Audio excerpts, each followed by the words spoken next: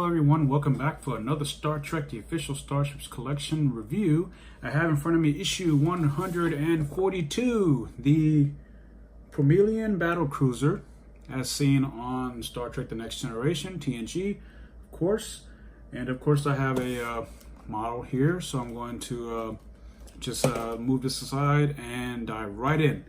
So, you'll notice, pretty interesting image of the ship on the front cover here, as well as a little bit of information here.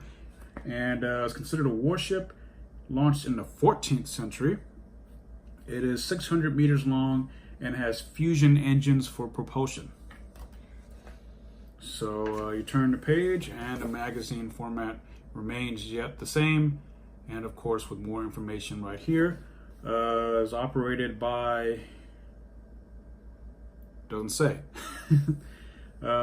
The captain was Galexar, and of course, like I said, it has Lang Psycho fusion engines. It's 600 meters long. It was destroyed in 2366, and again considered a warship. And you turn the page and you have a different view of the ship, which is different than this one, as well as some text and a screen cap from the episode in which it appeared. And more on the ship itself, of course, the episode that it was in, and the aliens that basically ran the ship, or used to run the ship. And here we have the centerfold page showing you where various components are, as well as some trivia on both sides there, so beware of that, or look for that. And here's a section on the building of this ship. So this is always an interesting read, how they design and build these models and ships, or how they built them anyway. And here's more magazine filler, which is the production design of season 3. So that's kind of cool, I suppose. And more on that, including the Klingon High Council chamber as seen during the Chancellor Kempek scene. And more on that.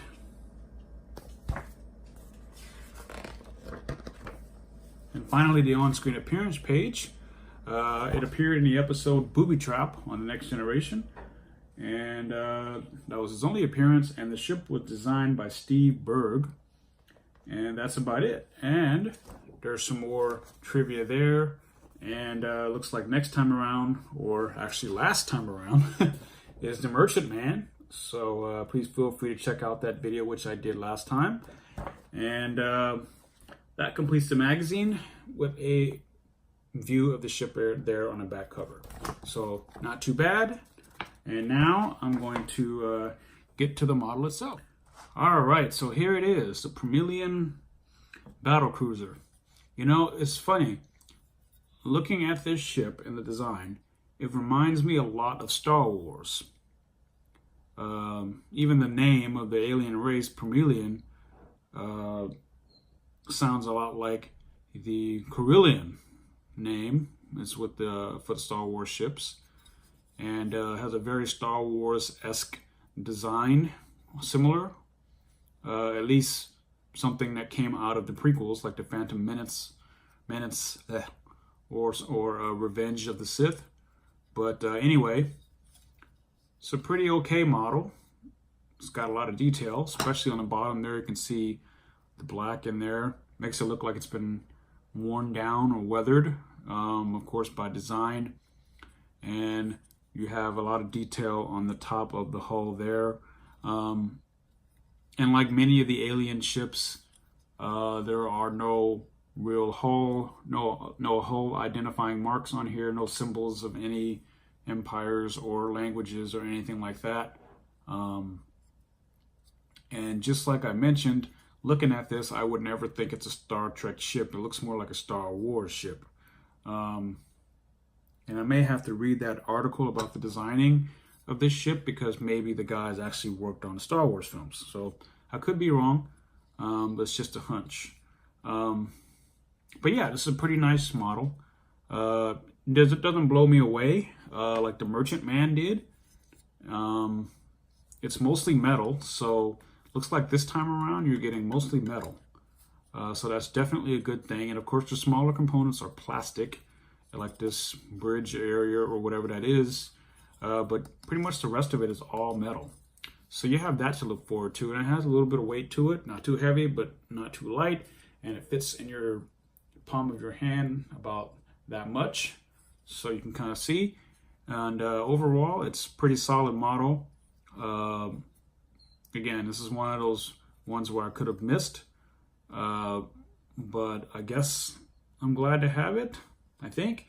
If this was one of the ones that were missed in the collection, if they just skipped it for whatever reason, or they just forgot about it and didn't include it in the collection, I wouldn't have been all that upset. Probably wouldn't have even noticed. Unless I watched the episode or something and then it would have occurred to me. But anyway, yeah, this is a pretty solid model. And if you're a Next Gen fan, then this is one for you. If you like that episode, Booby Trap, or if you like these obscure, weird, odd, and wacky alien ships from all of the Star Trek series, then this one is definitely for you. Eagle Moss did a fantastic job on the model itself. So that is kudos to them, of course. Especially got a lot of detail up here and on the bottom there. The back looks kind of cool as well. And that front weapons thing or whatever it is looks cool. It's actually not a bad design of a ship, just one that personally didn't move me.